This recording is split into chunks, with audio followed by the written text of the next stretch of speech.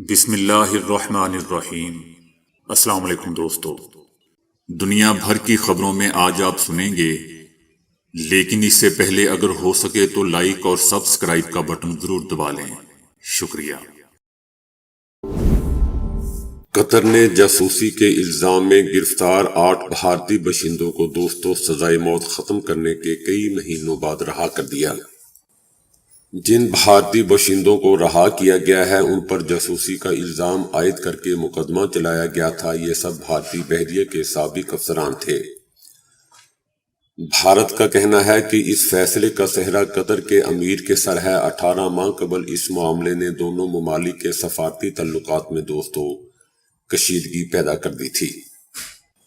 اس معاملے نے دونوں ممالک کے سفارتی تعلقات میں کشیدگی پیدا کر دی تھی۔ ذرائع کے مطابق بھارتی بحریہ کے سابق افسران پر اسرائیل کے لیے جاسوسی کا الزام عائد کیا گیا تھا۔ انہیں گزشتہ اکتوبر میں سزائے موت سنائی گئی تھی جو دسمبر میں ختم کر دی گئی۔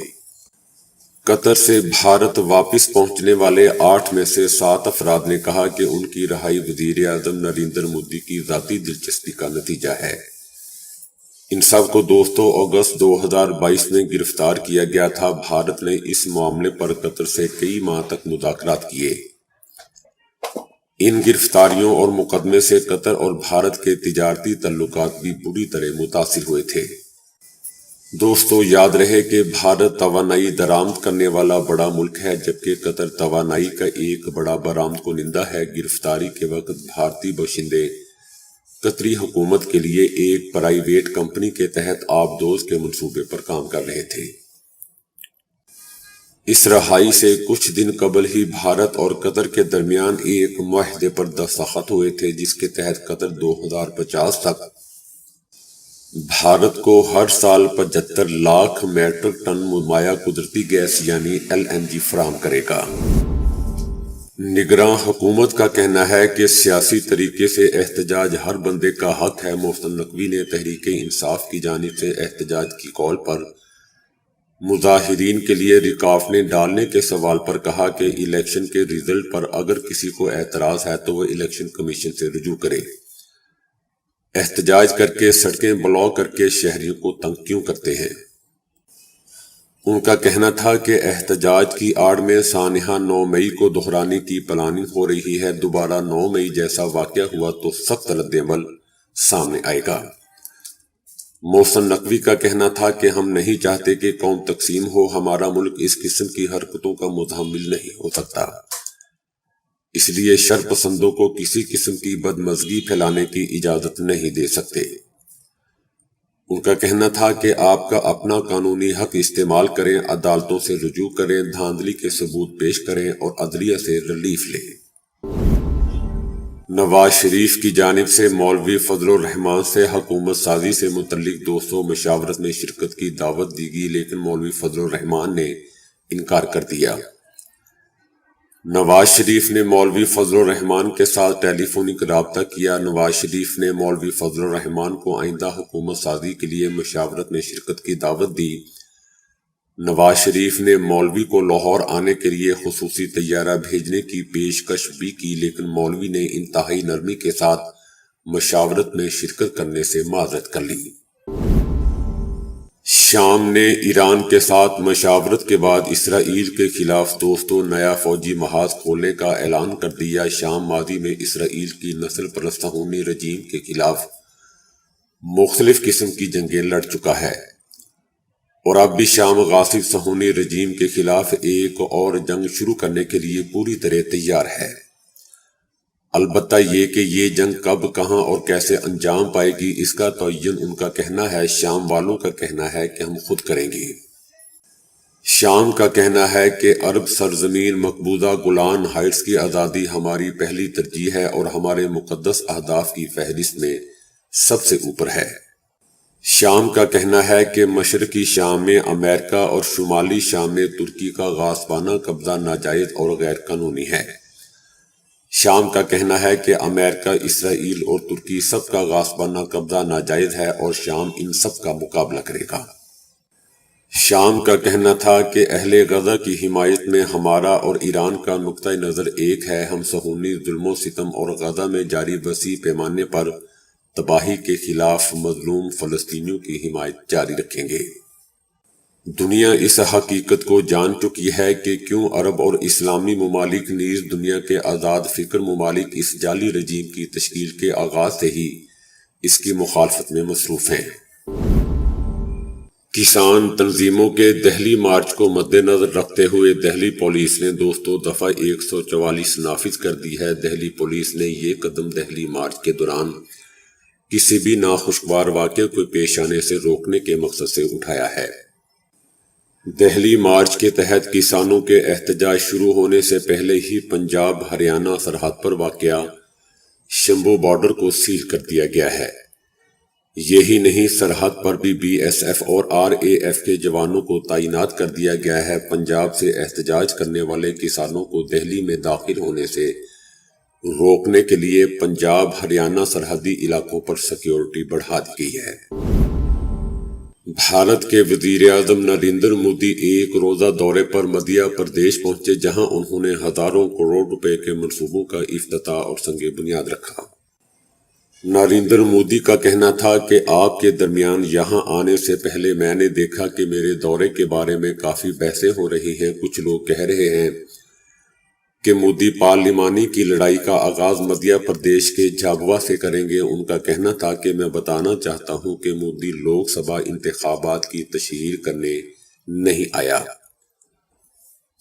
آپ مدھیہ پردیش اسمبلی کے نتائج سے پہلے بھی بتا چکے ہیں کہ لوک سبھا کے لیے آپ کا موڈ کیا ہونے والا ہے، اس لیے اس بار اپوزیشن کے بڑے لیڈر کہنا شروع کر چکے ہیں۔ ان کا کہنا تھا کہ 2024 میں ایک بار پھر مودی حکومت 400 کو پار کر جائے گی۔ ان کا کہنا تھا کہ 2023 کے اسمبلی انتخابات میں کانگریس کو شکست ہوئی، 2024 کے پارلیمانی انتخابات میں اس کا صفایا ہونا یقینی ہے۔ نگراں وزیر اعظم انوار الحق کاکڑ کا کہنا ہے کہ تخریب کاری کے خطرات کے باوجود پرامن انتخابات کا انعقاد کروایا گیا۔ چیلنج کے باوجود ملک میں جمہوری تسلسل خوشائند ہے۔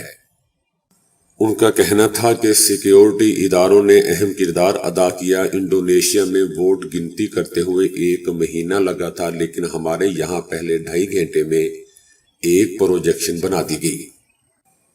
انوار الحق کاکڑ کا کہنا تھا کہ پاکستان کے پاس الیکشن کے 3-4 تجربے آ چکے ہیں۔ پاکستان بہت مستحکم اور ذمہ دار ملک ہے۔ پرامن احتجاج سیاسی لوگوں کا حق ہے، لیکن پرتشدد احتجاج کے خلاف کارروائی کی جائے گی۔ انارکی پھیلانے کی کوئی حکومت اجازت نہیں دیتی اور نہ ہم دیں گے۔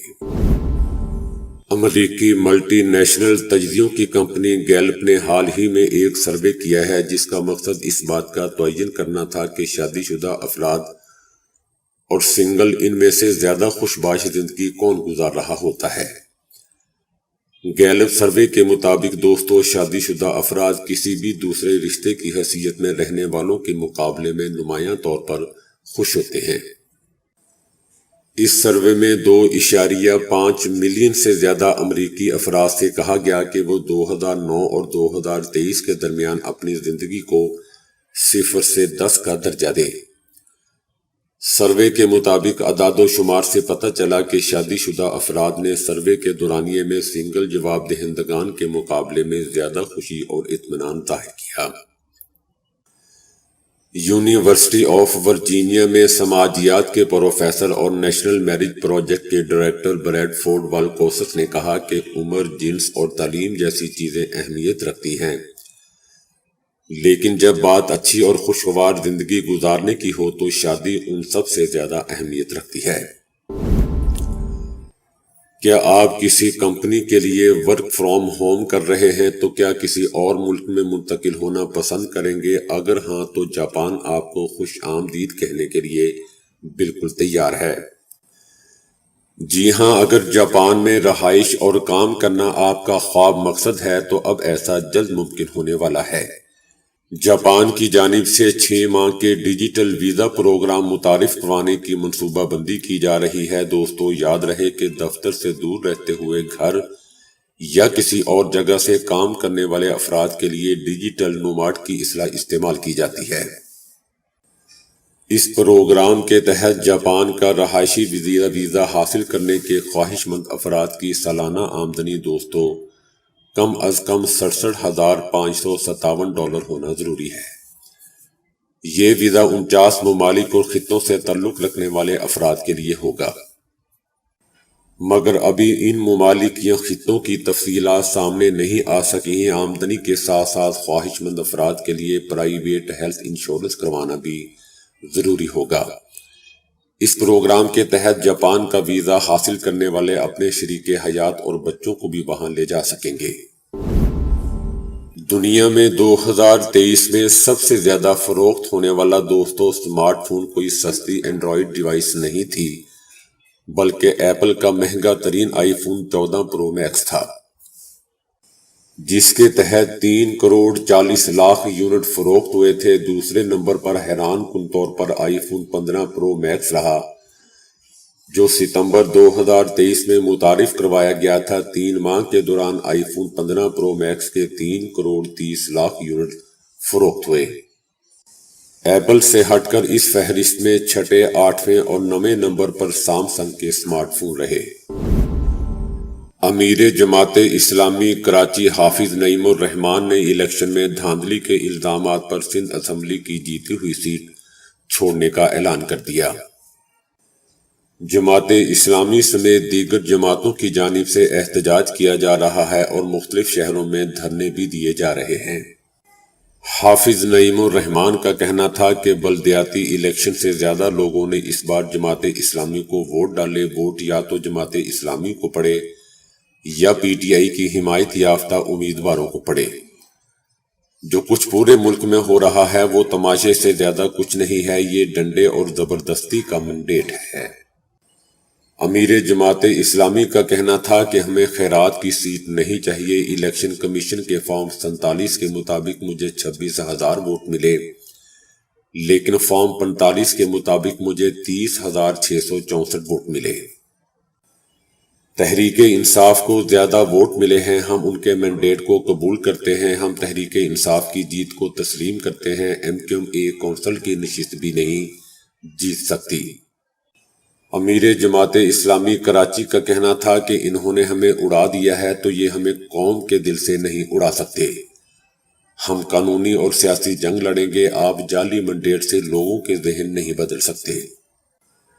دوستو یاد رہے کہ حافظ نعیم الرحمان 26,926 ووٹ لے کر کامیاب رہے تھے، جبکہ متحدہ قومی موومنٹ پاکستان کے معاذ مقدم 20,608 ووٹ لے کر دوسرے نمبر پر آئے تھے۔ اسرائیل نے شمالی غزہ اور خان یونس کے بعد دوستو رافیہ شہر میں بھی زمینی آپریشن کرنے کا فائنل فیصلہ کر لیا ہے۔ برطانیہ، سعودی عرب، متحدہ عرب امارات، قطر اور لبنان نے اسرائیلی فیصلے کی شدید مذمت کرتے ہوئے اسے تباہ حال فلسطینیوں کی مزید تباہی کا اقدام قرار دیا ہے۔ اسرائیلی فیصلے کے بعد حماس نے بھی خبردار کر دیا ہے کہ اسرائیل کا رافع میں زمینی آپریشن یرغمالیوں کی رہائی بات چیت کو ہمیشہ کے لیے ختم کر دے گا۔ اقوام متحدہ نے بھی رافع میں زمینی آپریشن کے اسرائیلی منصوبے کو روکنے کا مطالبہ کرتے ہوئے کہا ہے کہ رافع میں پناہ لیے ہوئے فلسطینی پہلے ہی کئی بار بے گھر ہو چکے ہیں، ان کے پاس رافع سے آگے جانے کی کوئی جگہ نہیں ہے۔ نیتن یاہو کا کہنا ہے کہ رافع میں حماس کے باقی رہ جانے والے تخریب کاروں کو ختم کریں گے، جو یہ کہہ رہے ہیں کہ رافع میں آپریشن نہ کریں، وہ ہمیں جنگ ہارنے کا کہہ رہے ہیں۔ اسرائیلی حملوں میں غزہ میں شہید فلسطینیوں کی تعداد دوستو 28,337 سے زیادہ ہو چکی ہے، جبکہ حملوں میں زخمی ہونے والے فلسطینیوں کی تعداد 67,000 سے زیادہ ہے۔ اسرائیلی وزیر اعظم نیتن یاہو کا کہنا ہے کہ اس وقت بھی غزہ میں 132 یرغمالی موجود ہیں، اس لیے غزہ پر بمباری کرتے رہنے کا ہمارا کافی جواز بھی موجود ہے۔ اسرائیلی فوج کی بمباری سے 2 مزید اسرائیلی یرغمالی مارے جا چکے ہیں، جبکہ مزید 8 یرغمالی زخمی ہو گئے ہیں۔ اس سے پہلے بھی یہ اطلاع سامنے آ چکی ہیں کہ غزہ میں قید 28 اسرائیلی یرغمالی ہلاک ہو چکے ہیں۔ نیتن یاہو کا کہنا ہے کہ حماس کی قید سے یرغمالی چھڑانے کے لیے ہر ممکن کوشش کر رہے ہیں کہ اپنے یرغمالیوں کو زندہ نکالنے میں کامیاب ہو جائے اور ہلاک ہو چکے یرغمالیوں کی باڈیز ہی واپس لا سکتے ہیں۔ آپ میں سے اکثر افراد نے بھارتی فلم غجنی تو ضرور دیکھ رکھی ہوگی، جس میں مشہور بھارتی اداکار عامر خان ہر چند منٹ میں یعنی 15 منٹ میں اپنی یادداشت کھو بیٹھتے ہیں، اور انہوں نے مختلف باتوں کو یاد رکھنے کے لیے اپنے جسم پر لکھ رکھا ہوتا ہے۔ یہ تو ذکر دوستو صرف ایک فلم کا تھا، لیکن چائنا کا ایک نوجوان اپنی حقیقی زندگی میں کچھ ایسا ہی ایک کردار ادا کر رہا ہے۔ چائنا سے تعلق رکھنے والا یہ نوجوان گزشتہ 5 منٹ میں ہونے والے تمام واقعات اور باتیں مکمل طور پر بھول جاتا ہے، لیکن اس نے انہیں یاد رکھنے کا ایک منفرد طریقہ بھی نکال رکھا ہے۔ وہ یہ تمام باتیں اپنی نوٹ بک میں لکھ لیتا ہے، لیکن ان باتوں کو صرف وہ خود ہی سمجھ سکتا ہے۔ اس نوجوان کی تکلیف دہ طبی حالت اس وقت سے ہے جب ایک کار حادثے میں اس کے سر پر شدید چوٹیں آئی تھیں۔ وہ اپنی روزمرہ ہونے والی ہر چیز کو یاد رکھنے کے لیے روزانہ اپنی ڈائری میں لکھتا ہے، اور یہ باتیں راستے میں ملنے والے لوگوں سے لے کر موسم کے حال تک کی ہوتی ہیں۔ یہ لڑکا جس کا نام چن ہے، یقیناً اپنی اس خراب حالت کی وجہ سے مناسب طریقے سے وہ تمام باتیں لکھ بھی نہیں سکتا جنہیں وہ یاد نہیں رکھ سکتا۔ اس مسئلے کے حل کے طور پر چن یہ تمام باتیں اپنے ایک مخصوص انداز میں لکھتا ہے جسے زیادہ تر وہ خود ہی سمجھ سکتا ہے۔